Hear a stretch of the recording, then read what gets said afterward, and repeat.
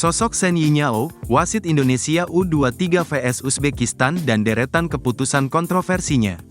Sosok Shen Yinyao, wasit yang memimpin laga semifinal Piala Asia U23 2024 antara Indonesia vs Uzbekistan pada Senin, tanggal 29 April tahun 2024, malam di Abdullah bin Khalifa Stadium, Doha, Qatar.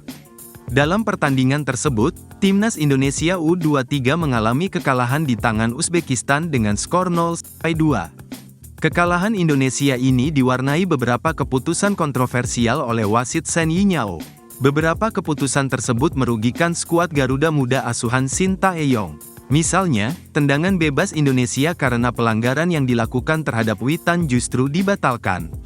Lalu, gol Muhammad Ferrari dianulir, dan kartu merah yang dijatuhkan pada Rizky Ridho. Selain itu, Shen Yinyao juga tetap melanjutkan pertandingan ketika Pratama Arhan dilanggar keras di sisi lapangan yang membahayakan lini pertahanan Indonesia. Shen Yinyao adalah wasit asal China yang lahir di Shanghai pada tanggal 6 November tahun 1986. Karir wasit berusia 37 tahun itu terbilang cemerlang. Shen Yinyao telah mendapat lisensi wasit FIFA pada 2018.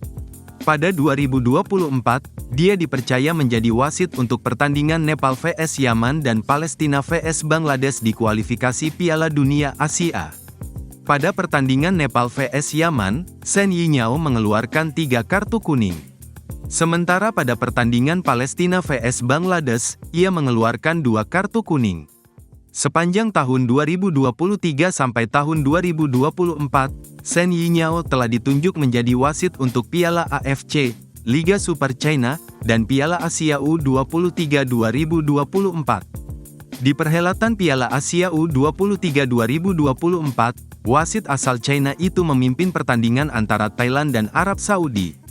Dia mengeluarkan 4 kartu kuning selama pertandingan yang digelar pada tanggal 19 April tahun 2024 itu.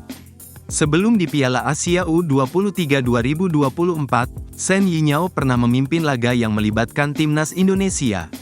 Dikutip dari Kompas.com, tanggal 9 Mei tahun 2023, momen itu terjadi ketika Garuda Muda bertanding melawan Kamboja di SEA Games 2023 yang berlangsung di Stadion Olimpiade Nasional, Phnom Penh, pada Rabu, tanggal 10 Mei tahun 2023.